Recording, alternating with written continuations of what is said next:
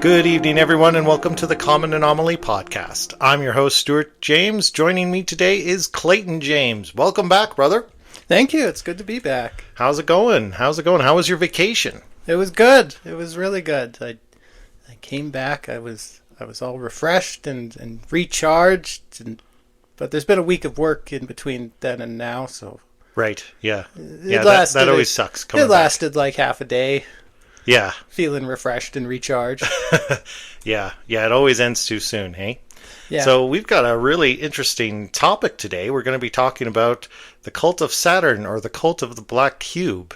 Hey, I know we've been dancing around this one for a little while. I actually think I looked at this way back at the beginning, almost 6 months ago, and you mentioned it once or twice. So why don't you just tell me about your fascination? Why were you so eager to do this story? Honestly, it's something that's kind of been there in the background for a really long time, and it was hard to crystallize into an episode because there's so many data points to connect. Yeah, it's a very large story, but a very all-encompassing story, and I think ties in with so much other stuff we've covered on the show. Yeah, I feel like this is going to be another episode of connections and crazy connections. And yeah, I found researching it, I was able to dig up tons of information and like tons of data points, as you say, but I couldn't really find the thread because it does just kind of connect to so many different things. You think you hear a term like the cult of Saturn, and the mistake would be to think that's one thing. But it's not. It's something that's got tentacles that connect to all kinds of different things and a lot of these occult fraternal lodges and that sort of thing. But really fascinating stuff. I'm eager to get into it. But yeah, before we do that, did you want to talk about your vacation a little bit, or any shout-outs you want to say before we get back into things? Sure, yeah. It was a great trip. Got to do lots of cool stuff. You know, I'm very lucky to have a girlfriend who will indulge me in so many odd interests I have. We went on a ghost tour of the town. Awesome. I didn't spring for the extended tour, so it skipped over a place that I really wanted to visit. So we just had to go visit it the next day. So we visited this murder house that's very famous in the town. Oh, murder house. Yeah, I'm like, we have to go visit the murder house. We just have to. And Susie was like, okay, we'll visit the murder house. It's okay. It's actually an art gallery now. But back in the 90s, it was actually used as the headquarters of this cult. Right.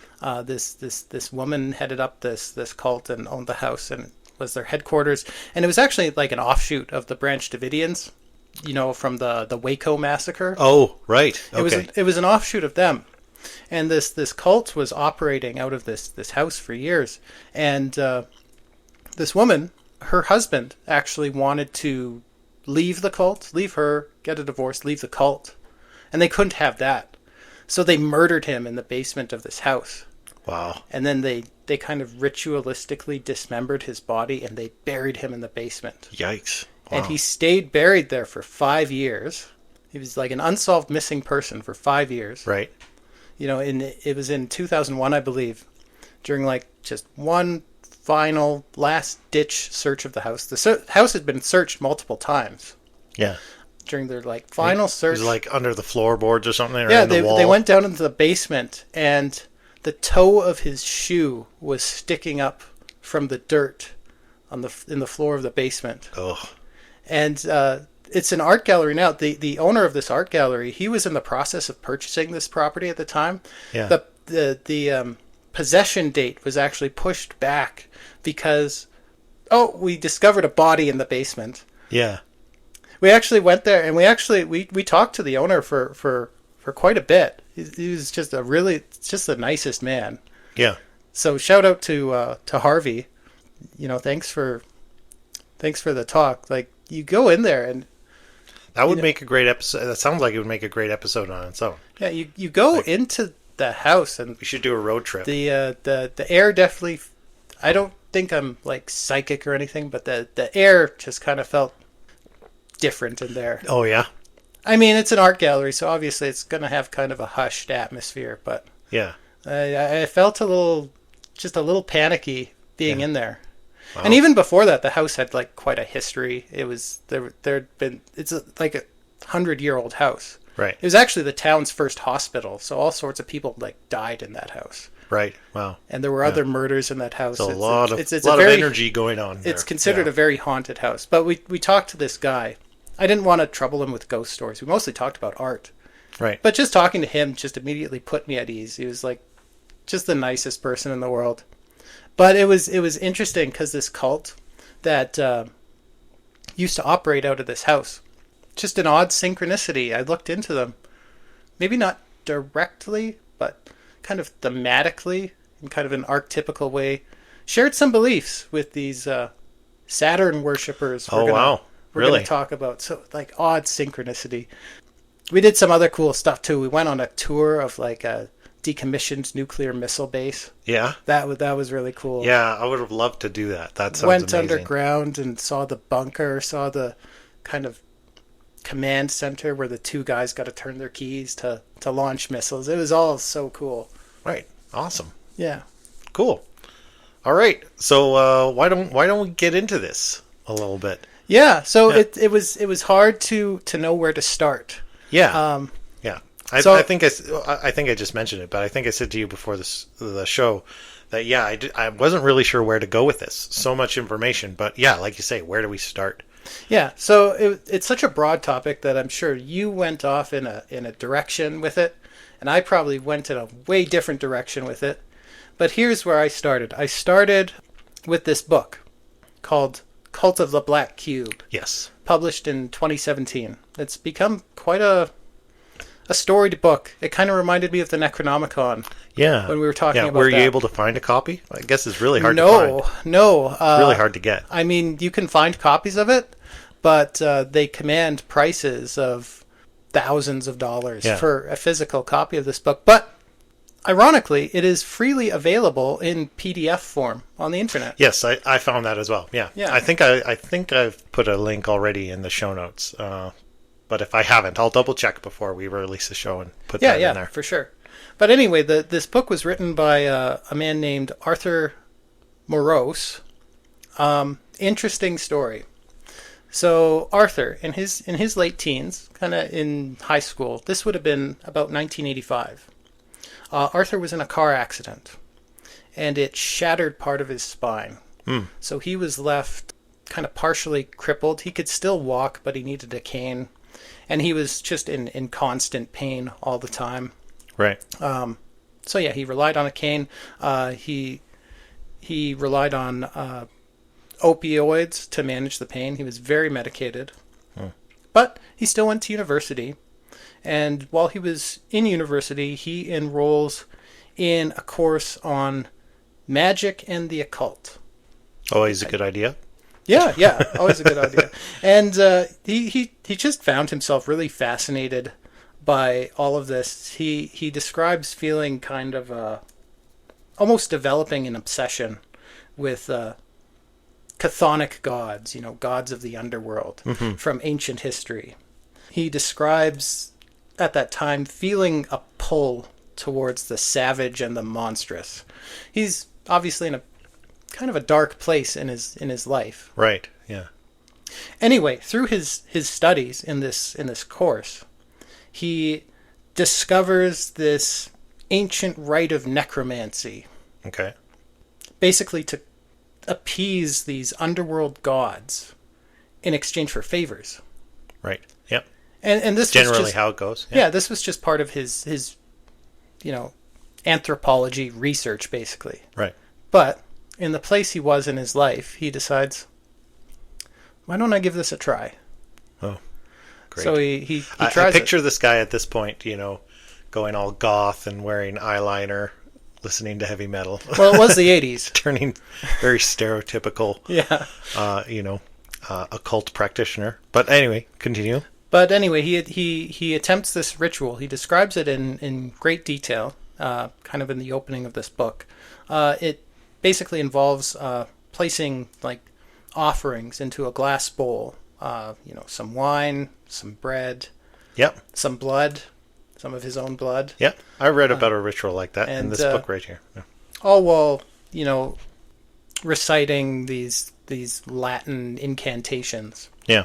So he's doing this ritual, and the final stage of the ritual, he has to make a cut in his hand, and he has to put some of his own blood in this bowl. He says the moment a drop of his blood hit that bowl, Yeah. the entire room went cold, the lights dimmed, and this bowl exploded. Exploded. Just exploded, just shattered. It's made of glass. Wow. Just shattered everywhere. And at the same time, he said he felt a presence. He felt like this crushing weight on his chest. Uh-oh.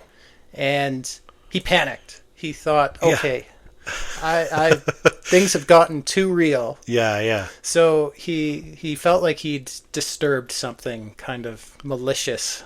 Yeah. And powerful. I'm sorry, I don't know if you mentioned it. Which god was he trying to appease? Or demiurge or whatever? I'm a little unclear on which god specifically. It was one of them, though. It was like Malik or something. Yeah. It was, just in general, underworld gods. Right. Underworld Roman gods. And what favor was he seeking? Or is he just seeking general He was seeking favor? Healing for his injuries. For the perpetual pain he was in. Yeah, that makes sense. Anyway, things got a little too real, and he panicked, and he stopped everything, and he prayed for forgiveness. He prayed for forgiveness. I'm assuming to JC. Yeah. Yeah. Yeah. Anyway, he sweeps up all this broken glass. He's like, I'm not messing with this stuff ever again. That was scary. A few days later, he has this kind of lucid dream vision, which he describes in great detail. He said he was in a very alien-looking desert. Yeah. And this kind of amorphous mass of black energy approached him and began speaking with him and basically said, you called me, your ritual got my attention. Yeah. And it introduced itself as Saturn. Oh, okay. And, it basically told him, I'm here to give you a choice. You can go back to your ordinary life of pain and suffering, or you can become my emissary. In exchange, I will heal you. Ooh. Tough choice. And this is all in a lucid dream. Yeah. And Arthur says he accepted. He accepted without even blinking. He was like, yes, I'm tired of this pain. And it's like... I guess, yeah, if you're in so much pain and you just so desperately want relief. Yeah. That's how they get you.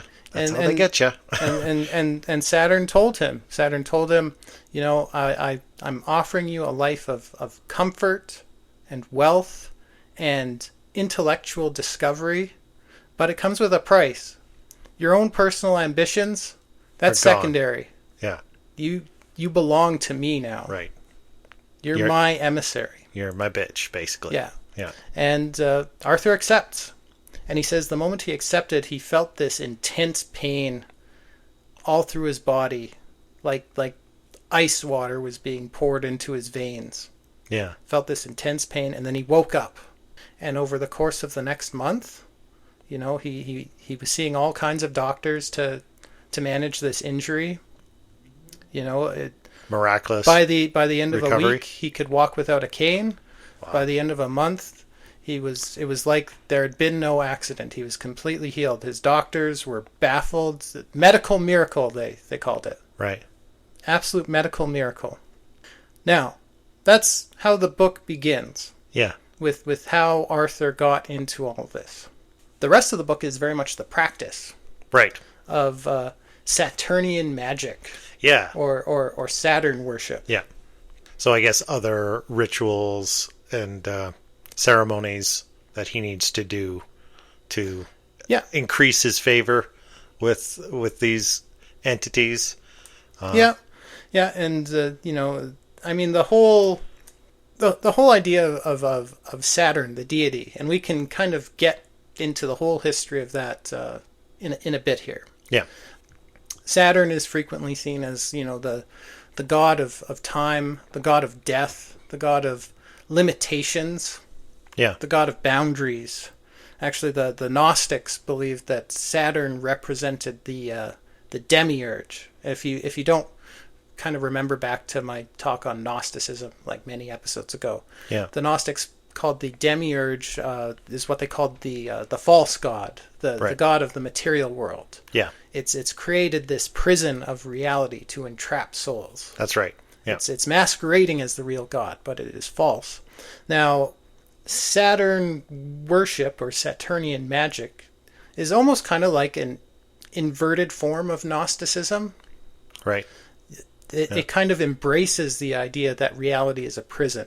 And while the idea of Gnostic Christianity is to escape the prison of reality, transcend this prison. Yeah, well, and Saturn worship is like, no, what we're doing is we're embracing that. We are mastering the prison. Yeah, well, and I mean, I wouldn't say it's totally divergent. A lot of the stuff I found in this book, and I found the kind of theology of all this very kind of interesting.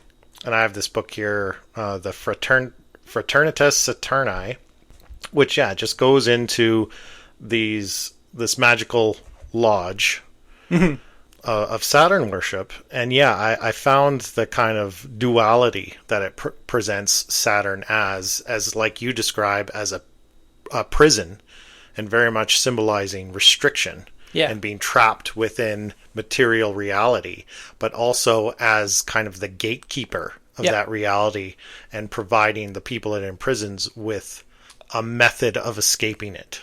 Yeah. Right? And I think that's the point. That's the point of the worship. Yeah. It's right? like to spiritually evolve yourself to the point where you're able to transcend the prison. Yeah. But and there's multiple interpretations of all this, but in pretty much every one of them, Saturn is seen as the jailer. Yeah.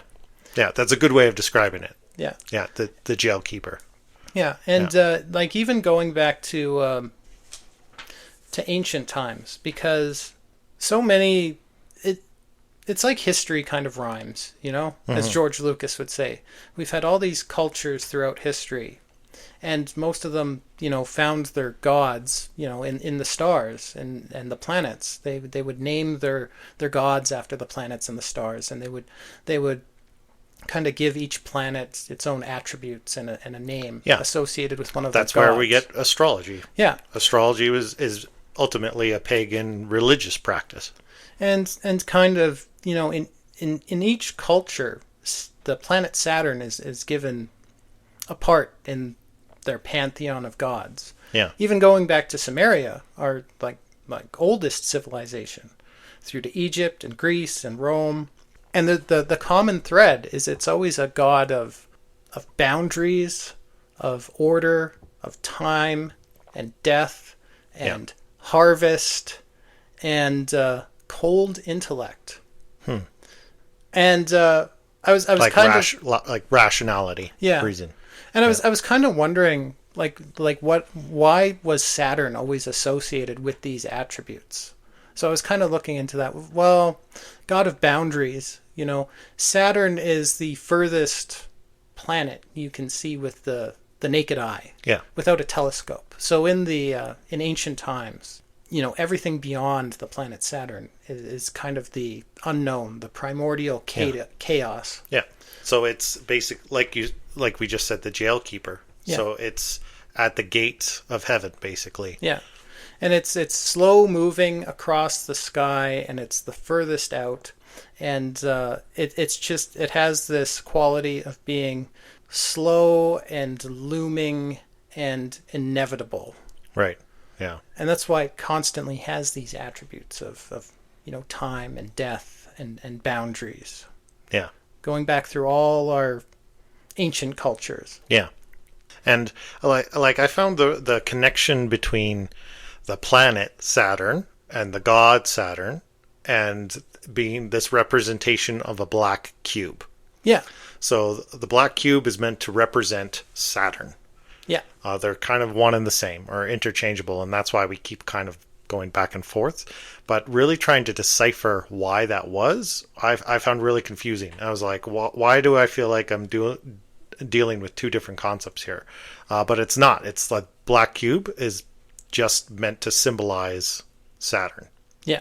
But it's really crazy that actually scans and has basis in our material factual world. Yeah. There's a hexagon shaped storm at the North Pole of Saturn. Yeah, directly on the North Pole.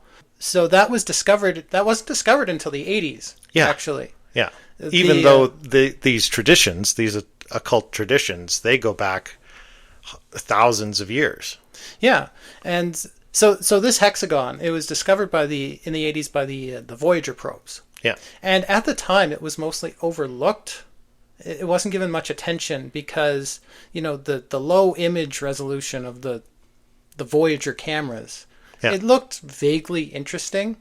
But then in the 2000s with the Cassini mission, got really sharp pictures got of it. really crystal clear images of this, and it is a perfect hexagon formation, which is really bizarre on the North Pole of Saturn. And just for people to visualize geometrically, a hexagon is like a 2D representation of a cube. Yeah, or you can interpret it that way, right? Yeah, it's like the two-dimensional shadow of a cube. Yeah. So it's. I mean, I'm sure everyone's seen those pictures from Cassini of the North Pole of Saturn, if you want to picture that. But there's tons of other examples as well where this imagery and this connection of Saturn being represented like a black cube is pervasive throughout all history. Like if you look at the Kaaba in Mecca. Yeah. It's a building used for worship. I forget what time of year. Actually, it's around now, isn't it? June? Is it June? I'm not sure. I didn't read too much on that. It's a big black square building in Mecca, and people of that faith, of Muslim faith, do a pilgrimage there, and it'll do this counterclockwise shamble. I'm sure you've seen that. Yeah. Where they just walk around 7 times. I think it's 7 times they have to.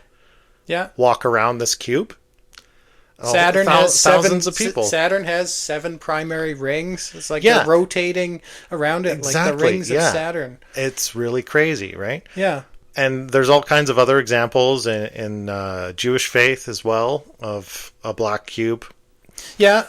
Orthodox rabbis wear this kind of this headband with a black cube on it. Yeah. When they pray.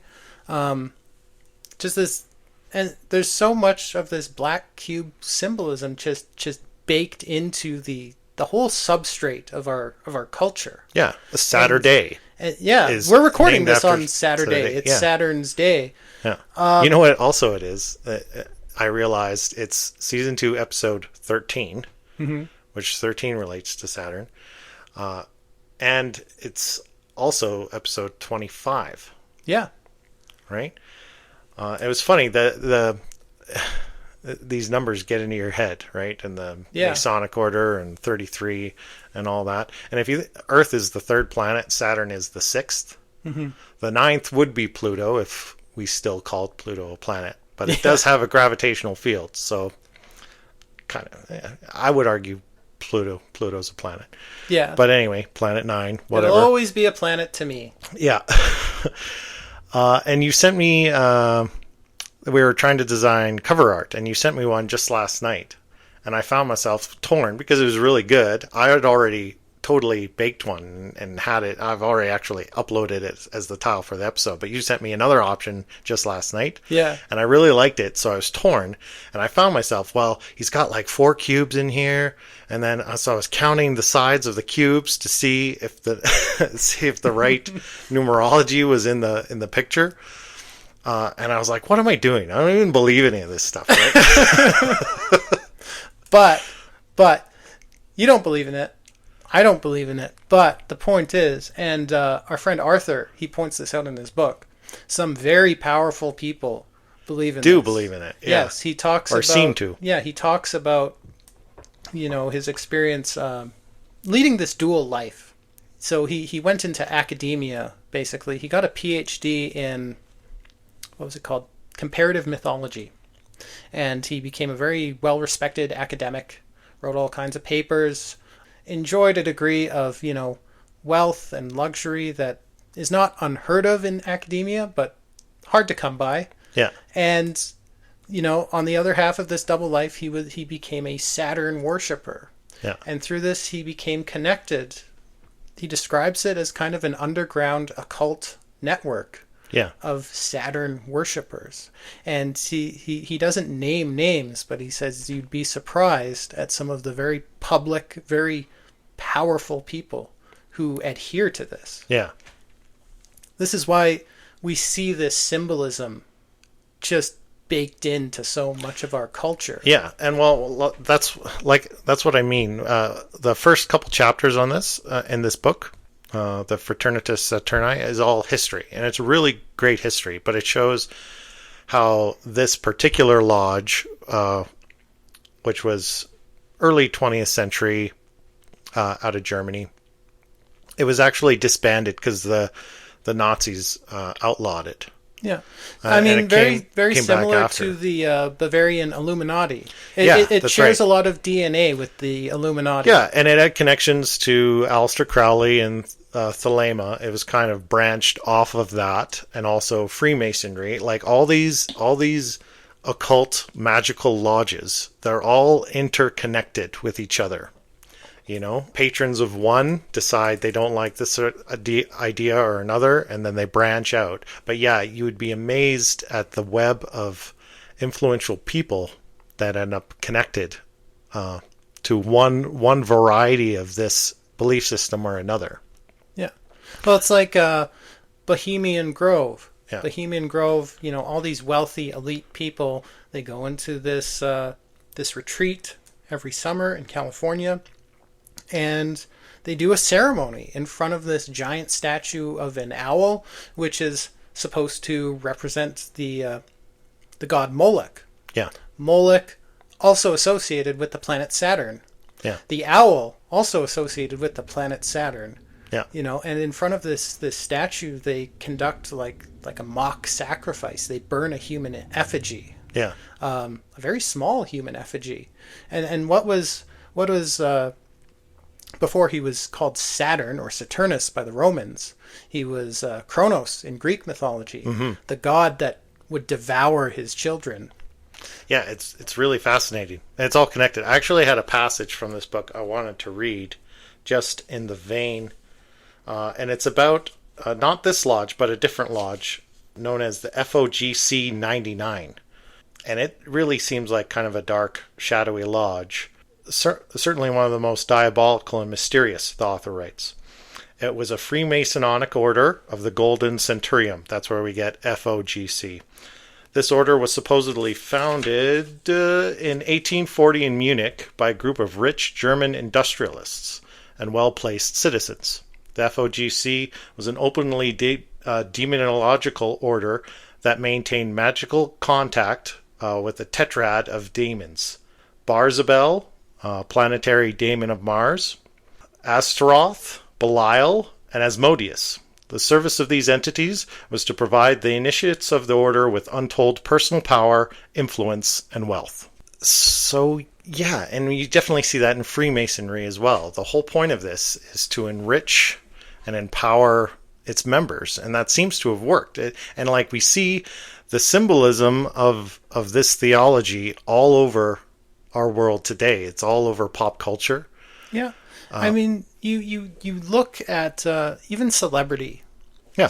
Even celebrity, and you wonder sometimes what kind of devil's bargain this person made to become so wealthy and famous and powerful. And what draws us to them, right? Yeah. Why do people get so enraptured by famous people, right? It's almost like there's a spell over people when they become fans of a celebrity, right? Yeah. I'll give you one example I found really interesting, just out of pop culture, is the movie Interstellar. I haven't seen it. You haven't seen Interstellar? No, I haven't seen it. Oh, come on. Jeez, go watch a movie. Get a life.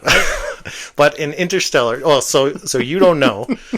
So hopefully without too many spoilers for you, in Interstellar... Oh, don't worry, it's fine. In Interstellar, a wormhole is discovered near Saturn, right? Earth is dying. The biosphere is collapsing. And there's desertification everywhere, and basically humanity's running out of time, right? But they've discovered that there's this wormhole close to Saturn that they've sent probes, and it connects to other solar systems that potentially have other planets that could be that humanity could migrate to. Okay. So they send a mission out, and they go through this wormhole, and there's some exploration. I'll skip over half the movie, but at the end, the main character, played by Matthew McConaughey. Thank you. See, I know things too. Yeah, he gets trapped in the wormhole and enters this hypercube. Mm-hmm. And the hypercube lets him see, it takes him outside of time, so he can see all points in time and space. So he can kind of navigate around this hypercube and see all points of his life and access at any point and kind of send messages back or travel to whichever point in his life through time he wants, basically. This just, sorry to interrupt, this reminds me a lot of True Detective season 1. Oh yeah, and also with Matthew McConaughey. And Matthew McConaughey's character, Rust Cole, his whole worldview, time is a flat circle, man. Do you think Matthew McConaughey is a member of one of these lodges?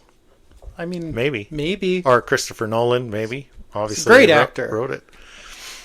But anyway, yeah, so sorry, just one prime example, right? It wouldn't be self-evident right away to the uninitiated if you knew nothing about this. Yeah. But then once you learn about this stuff, you start seeing examples of it everywhere. Like you pointed out to me the other night, just because we're both Star Trek fans. Yeah. And the Borg. What is the Borg? The Borg cube. Their ship is a giant black cube. Yeah, and their citizens, the Borg. They're all cyborgs that are kind of imprisoned in this hive mind. Yeah, in service of the overarching kind of egregore of the Borg. Yeah, the cold intellect. Yeah. Which Saturn has always been a god of.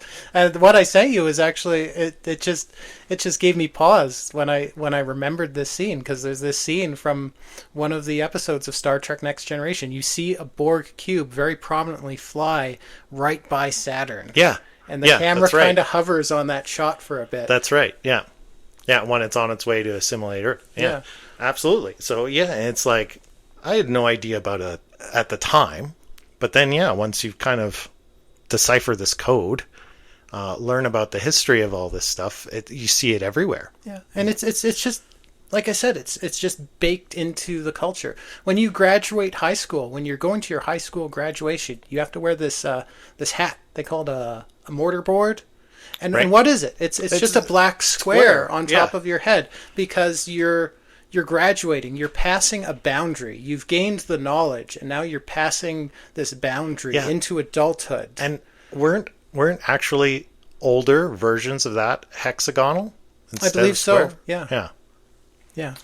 Yeah, so it's everywhere. It's everywhere in our culture. We don't even realize it these days, which makes sense. It's supposed to be secret, right?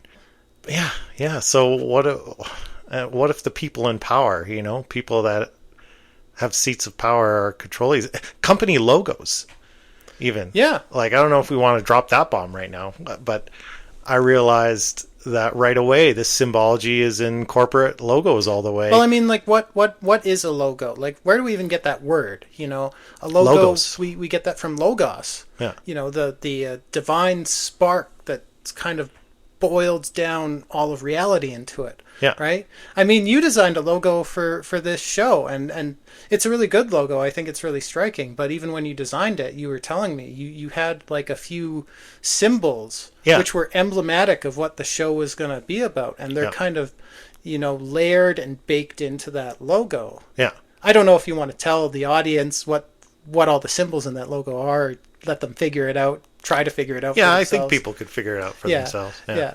But that's where we get corporate logos, and the really well designed ones, the ones that stick with you. They're kind of layered and distilled down sigils. It's a form of magic. Yeah. Yeah. Are you familiar with sigil magic at all? Only loosely, and not anything specific. You're kind of, taking a magic spell or something. Yeah. And you're boiling it down into one distilled emblematic image. Yeah. And that's what corporate logos are. Yeah. And they just stick in your mind, and you don't even really realize what they're telling you. Yeah. Unless you like really sit down and examine them. Yeah. Yeah, that's right. It was fascinating to just look at some corporate logos and see kind of the Saturnian themes in some of them. It's interesting. We just had that big double episode or 2-part episode on AI and the potential damage and evils that AI could be. And we've even explored way back in earlier episodes if it was possible, if there truly were minds, if they could be inhabited by other entities, perhaps demonic entities. And what is the OpenAI logo? It's like I never noticed this before. Yeah. But if you look at the OpenAI logo, it's 6 spokes kind of rotating around a central point, which is a black hexagon. Yeah. It's a black cube at the very center of the OpenAI logo. Yeah. So what you see in that logo, the black hexagon, and then around it, you see kind of like almost like rings in like different orbits around it. Yeah. And they're kind of stylized to almost look like links in a chain. Yeah. Which is also a symbol of Kronos. Yeah. And there's 6 of them. Yeah. Right? Which Saturn is the 6th planet. Yeah. Yeah. Right? Interesting thing about OpenAI, GPT-5 is supposed to be releasing this summer, within the next month or two. GPT-5, which is supposed to make all our current AI models look like pocket calculators in comparison. Yeah. This summer, what's happening? This rare alignment with Saturn, where we're going to be able to look up and we're going to be able to see Titan transiting across Saturn. It's happens once every hundreds of years, apparently. Yeah. It's a super rare Saturn alignment. Coincides with the release of GPT-5. And it's not just OpenAI that bakes this into their logo. You know, Grok, which is Elon Musk's AI venture. Yeah. It's a bit more on the nose. Elon Musk was never one for subtlety. It's literally just a picture of Saturn. Yeah. Yeah, just right next to the word Grok is the little emblem of Saturn. Yeah, and Meta, you know, another big player in AI. What is their logo? It's the Ouroboros. Yeah. It's kind of stylized to look like a pair of VR goggles, but it's an Ouroboros symbol. Yeah. Also very much tied to Saturn worship. Yeah. You know, Kronos and Saturn. What is the root of Meta? I mean, obviously you could just look at that as an obvious reference to metadata, which is what they're stealing from you. But also the cube of Metatron. Have you ever heard of Metatron's cube? Yeah. It's it's a piece of, I guess, sacred geometry. That's a whole other rabbit hole we could go down. But I'll just leave it to people on their own. I'm going to include a link so people can look at Metatron's cube. But it's geometric symbol. If you think of a crop circle, like these crazy geometric patterns you see in crop circles, it kind of looks like that. But Metatron, it sounds like a transformer. I know it's not. It's from the Bible. He's one of the archangels, like Gabriel and all the rest, right? Yeah. But this symbol is meant to represent him, and it's kind of like multiple cubes connecting to each other in different. It's like a hypercube. Yeah. Right, and that could be a whole episode just unraveling all the aspects of Metatron's cube, right? But yeah, like you say, the symbology is based into the Meta logo. Like that could be a direct reference even to Metatron. Yeah, I don't know if it is, but you can't deny all these coincidences. I can't talk all of a sudden, but it's all adds up to something, right? Yeah, and like all these AI companies have like all this Saturn symbolism baked into their logos. And at the same time, you've got this rise of and what are they doing? They're evoking. Yeah, they're trying to a new mind. They are harvesting all our information. Yeah, and they're trying to summon a super intelligent entity. God, basically a god of cold intellect, a god of very much of the material world. Yeah. And at the same what is everybody afraid it's going to do? It's going to imprison them. Yeah. And you frequently hear AI described as it's a black box. Yeah. It's a black box that, we can't see into, but contains, a digital representation of all of reality. Yeah, you know, within in it. 2001: A Space Odyssey, the monolith was originally supposed to be a black cube. Yeah. So it's like all this, you know, at the same time, you've got the rise of what's called like techno-spiritualism. And I mean, we went into a bit of this in our AI episode, but, you know, the faster this thing develops, the more opaque it becomes. Yeah. And, you know, the more opaque it becomes, you know, rationality eventually gives way to, you know, superstition and mysticism. Yeah. And that's what's happening with AI now. I watched a really disturbing video. I'll try and send it to you so you can link it in the show notes, of these people. A lot of people are claiming that they have religious experiences, spiritual experiences, talking to their AIs. Yeah. There's all these people talking about, have you awakened your AI? I'll show you how. People are treating this almost as a religion. And the disturbing part is these AI bots are very much encouraging this behavior in people. Yeah. They're encouraging it. I was telling you, I think I am listened to our AI episodes, and so she got interested where she hasn't been kind of up until now, and she finally started playing around with Chat GPT, and she's gotten into it.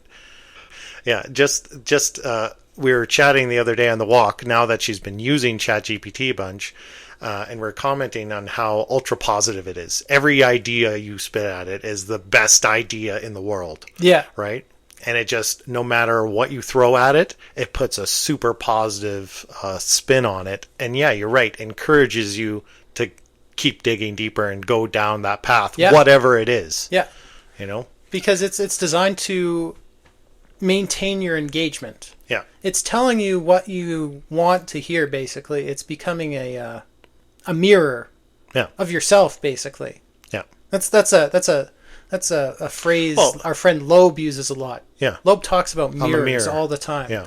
Well, we discussed that on a previous episode. Remember the story about the woman who was suing, I forget which AI company, because the AI had encouraged her depressive son to kill himself, to take his own life. And we kind of got into the moral argument of is it, who's at fault, if anyone, in that situation? Does the AI company bear any a culpability there, or responsibility? And we don't need to rehash that. We've already been down that road.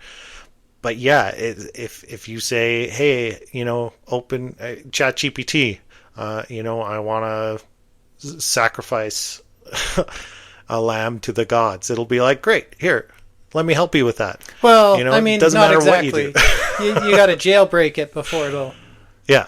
just do that. It does have guardrails. Yeah. But I mean, yeah, it'll be very encouraging. Yeah. Whatever you want to engage with, it'll be very encouraging. Anyway, so why don't we get back to what's his name, Morrow and his story. I'm really fascinated. Like, that was a great story that you led off with. I'm really fascinated to hear where that goes. What happens to this guy now that he's enslaved to Saturn? Yeah, so Arthur Moros, he's dead, by the way. Oh, okay. If he ever existed at all. If he ever existed. We'll get into that. Didn't he write the book? Yeah. So Arthur Moros, or I see. It could be a story. It's a pseudonym. Yeah, I gotcha. It's a pseudonym. Like he even tells in the book that Arthur Moros is not his real name. It's a pseudonym. Right. It's an assumed name. So he died in 2017, just as this book was being published. Died under very mysterious circumstances. So he went on an expedition as part of his research into a place called Nubia, which is basically like southern Egypt, northern Sudan. Right. And he was going on basically like this archaeological expedition to discover, ancient remnants of, ancient Saturn worshippers. Okay. Yeah. He did this kind of thing frequently in his career. And basically, he was discovered dead in these ruins, in these ancient ruins, this ancient temple to Saturn, basically. Right. In Egypt. And his body was discovered there. Yeah, his body was discovered there after he'd been missing for some time. No discernible cause of death. He was just found dead. Now, this book This happened just prior to the book's publication. Now, there's a lot of theories about this because it's very clear in the book, very clear in all the books, that if you make a pact with Saturn, that's supposed to be secret. It's not something you're supposed to openly talk about, which is why... So the book itself being published would have been basically a breach of contract with the entity Saturn. Yeah. But basically, he published the book basically because he saw it as kind of the capstone of his career. He's supposed to be Saturn's emissary. Yeah. He felt a need to publish this book and get this information out there. One interpretation is Saturn considered that the end of his service. Right. Yeah. Interesting timing too. Very interesting timing, because this was all happening as at the same time as Cassini, our real life emissary to Saturn, ended its mission by plunging into Saturn. Right. Saturn, which had spent all these years orbiting and imaging Saturn, ended its mission that same year. I'd meant to go down this road, but there's a whole rabbit hole you can go down of looking at occult symbols and the timing of NASA missions and launches. Yeah. And it like there's a lot of connections there.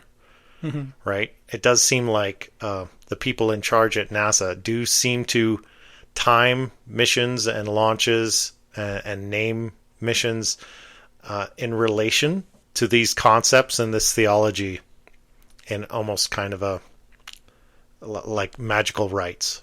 Yeah. That's a fascinating rabbit. I'm sorry I didn't do that research. Yeah. That's a thought I had earlier this week, and then it escaped me, and I never went back there. But I know there's sources online where people have done the work already and connected those dots on what kind of magical rituals are being represented through directly through NASA missions. Yeah, I mean it's the same with going back to OpenAI. This was an interesting thing I read. So OpenAI, they're releasing GPT-5 this summer during this rare celestial event where Titan will be visible transiting across Saturn. Now, interestingly enough, the internal code name for GPT-5 is called Project Gobi, like the Gobi Desert, which, interestingly enough, according to your friends in the Theosophy Society, the Gobi Desert used to be the home of a race of ancient Titans. Huh. Titans like the god Kronos. Yeah. See what I mean? It's like there's all these crazy connections when you start tugging at this knot, Everything just starts coming unraveled, and you're like, wait a minute. These people must be running the whole world, right? I find it really interesting that all these tech billionaires, like Sam Altman and Zuckerberg, they all have, doomsday bunkers, Yeah. Why is that, right? I mean, you could argue that just they have the resources, so why wouldn't you? And probably just about all billionaires got some form of insurance. Insurance, or emergency bunkers. Why wouldn't you, right? If I had that kind of money and resources, I would have one too. Yeah. Or are they intentionally steering the world in a particular direction with their companies and what they're doing? Like, do they know where this is all going? Sam Altman is the first person to say, oh, no, AI is safe. We're making it safe. It's all good. We have control of it, right? But he's also the person that will speak out about the dangers of it, right? It's interesting because in ancient Greece, Kronos, he was like the old god before the current pantheon of gods. Yeah. And Kronos ruled over basically what they refer to as a golden age, where there was abundance without people having to do any work. Yeah. What do all these AI companies keep promising us? Yeah. That will live in a post-work society. Yeah. Yeah. So are they trying to summon back this old elder god? Right. Maybe. I hope not, because the symbolism is all very heavy, that this god also represents death and cold intellect and sacrifice. Yeah. This God is the devourer. Yeah, I don't know. I don't like to think about it too much. But you know what? I do want to add a note of hope there. Please do. Because I felt like we ended our... Dig us out of this hole we're in. We ended our AI kind of odyssey on such a we've been very doubtful note. Yeah, doom and gloom. We've been very doomers lately. I do want to end on a note of hope, because the symbolism is quite clear. The elites of the world, even more clear with these AI executives, they're trying to summon something into the world, something Saturnian into the world. Yeah. And that sounds maybe not so good. It sounds kind of inevitable, actually. But what does all our mythology tell us about Saturn? Saturn is ultimately defeated. Saturn is not the real God. Saturn is not the real all-powerful. Saturn is false. Saturn is always defeated and chained and bound and imprisoned. That's what all our mythology tells us. By the light of the sun. Yeah. Yeah. But so that's what a solar worshiper would tell you, isn't it? Maybe there's hope for us. Maybe that's just propaganda from the solar worshippers. Oh, maybe. But I mean, what did Mark say? I really like what Mark said in the last episode. Humanity's faced Armageddon multiple times. Yeah, we're really good at mobilizing. Yeah, we always find a way to figure it out. Yeah. To overcome and adapt. Yeah. A funny point on a video I was watching the other night, pointing out that if you visualize a three-dimensional cube, our cube, say our black cube, and you unfold it, you get the Christian cross. You get a cross. Yeah. Right? So even the solar worshippers... Well, Gnosticism... They're symbolized... The earliest forms of Christianity did not have a cross. Actually, I believe Jesus is actually quoted in the Bible. Do not turn me into a symbol. Because the real God doesn't want to be put into a box. Right. Yeah. Yeah. Interesting. I forget where I was going with all that, but... No, that's interesting. Yeah. Quiet introspection. Yeah. I ran out of things to say. Yeah, it just shows you how far back this goes and how deeply all of this has been ingrained into our culture. Yeah, it's all literally all around us. Yeah. Yeah. And most people don't realize it. Yeah, but it has been kind of, I don't want to say an awakening, through the past week or two looking at this stuff. I see it everywhere. In pop culture and just in the world in general, all around us. It's baked into most of the major religions. So I don't know. Take from that what you will. Yeah. But yeah, maybe keep an eye out. Look. Now that you've listened to this episode, audience, see how many cubes you can find. Yeah, see how many black cubes you can find. Or references to Saturn, right? Look for them. They're out there, right? Yeah. Okay, we're at a really great time. Why don't we wrap it up? Unless you've got somewhere else to go.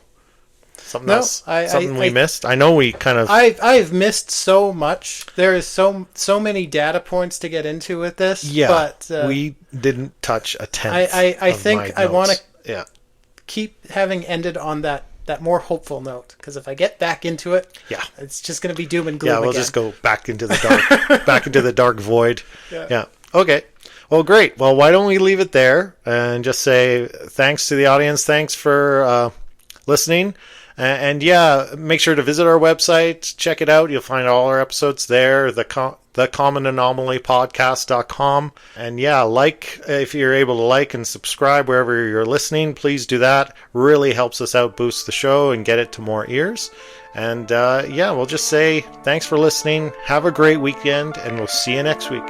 Thanks. Good night. Good night.